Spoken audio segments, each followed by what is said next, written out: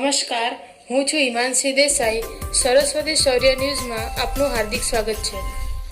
ગુજરાતના ઇતિહાસમાં પ્રથમવાર 2000થી વધુ ગાડીઓના કાફલા સાથે ભવાનીધામ યાત્રા નીકળી. અભિજીતસિંહ બારડે ડંકાની ચોટ ઉપર ભવાનીધામ નિર્માણ કરવાનો લાલકાર કર્યો.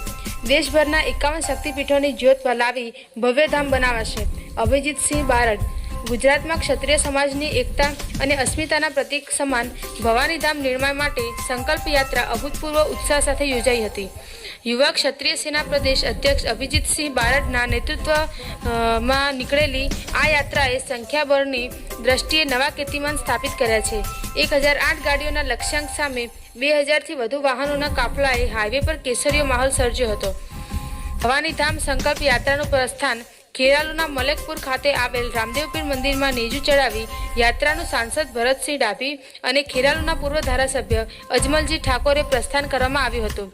અંબાજી જતા વચ્ચે આવતા ગામોમાંથી ક્ષત્રિય સમાજના હજારો લોકો રસ્તા ઉપર યાત્રામાં ઉમટી પડ્યા હતા અને ભવ્ય સ્વાગત કર્યું હતું. લોકગાયક જિગ્નેશ કવિરાજ, શીતલ ઠાકોર સહિતના અનેક કલાકારો આ યાત્રામાં જોડાયા હતા, જેના તાલે અને જય ભવાનીના નાદ સાથે સમગ્ર વાતાવરણ ગુંજી ઉઠ્યું હતું. માર્ગમાં આવતા ગામોમાં ગ્રામજનો દ્વારા અભિજીતસિંહ બાપુનું ફુલહાર અને સાફા પહેરાવીને ઉષ્માભર્યું સ્વાગત કરવામાં આવ્યું હતું. આ રેલી દરમિયાન સાબરકાંઠાના પૂર્વ સાંસદ દીપસિંહ રાઠોડ, પૂર્વ રાજ્યસભા સાંસદ નટુજી ઠાકોર સહિત અનેક આગેવાનો જોડાયા હતા. ડંકાના ચોટ ઉપર સન્માન અને સ્વાભિમાનથી બનશે ભવાનીધામ. અભિજીતસિંહ બારડ ભવાનીધામ સંકલ્પ યાત્રાના અંબાજી પહોંચતા મંદિર ખાતે શિખર પર ધજા ચડાવવામાં આવી હતી. ત્યારબાદ આયોજિત સભામાં અભિજીતસિંહ બારડે સિંહ ગર્જના કરતા જણાવ્યું હતું કે ભવાનીધામ એ સમગ્ર ક્ષત્રિય સમાજની આસ્થાનું કેન્દ્ર બનશે. આ ધામના નિર્માણ માટે આપણે કોઈની પાસે આજીજી કે જુરી કરવાની જરૂર નથી. આ ધામ સમાજના સાથ સહકાર, સન્માન અને સ્વાભિમાન સાથે ડંકાની ચોટ પર બનશે. આ કાર્યક્રમમાં ગુજરાતની સુપરસ્ટાર વિક્રમ ઠાકોર, કલોલ ધારાસભ્ય બકાજી ઠાકોર સહિત અનેક રાજકીય સામાજિક આગેવાનો અને મોટી સંખ્યામાં હોદ્દેદારો અને કાર્યકરો જોડાઈ કાર્યક્રમ સફળ બનાવાયો હતો. લક્ષ્યાંક રાખ્યો તો બાપુ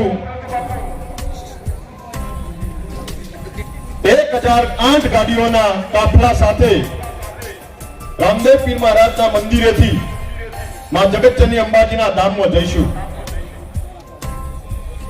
પણ વંદન છે, નમન કરવા પડે આખા ક્ષત્રિય સમાજને, સમસ્ત ક્ષત્રિય ઠાકોર સમાજને કે 1008 ગાડીનો કાફલાનો જે લક્ષ્યાંક નિર્ધારિત કરવામાં આવ્યો હતો, પણ અહીંયા 3-4 હજારથી વધારે ગાડીઓ સાથે તામઝામ, જોમ જુસ્સા અને ઉર્જા સાથે મારો સમાજ ઉમટી પડ્યો.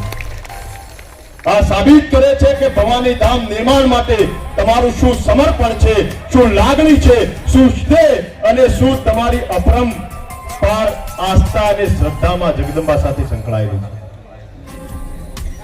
મારા એક યોદ્ધા જેને આ સંકલ્પ યાત્રાને સફળ બનાવવા માટે રાત દિનના ઉજાગરા કરી, કાળી મજૂરી કરી, તનતોડ મહેનત કરી છે, એવા પ્રત્યેક જાબાજ યોદ્ધાને આજના તબક્કે હું વંદન કરું છું, અભિનંદન પાઠવું છું, લાખ લાખ પ્રણામ.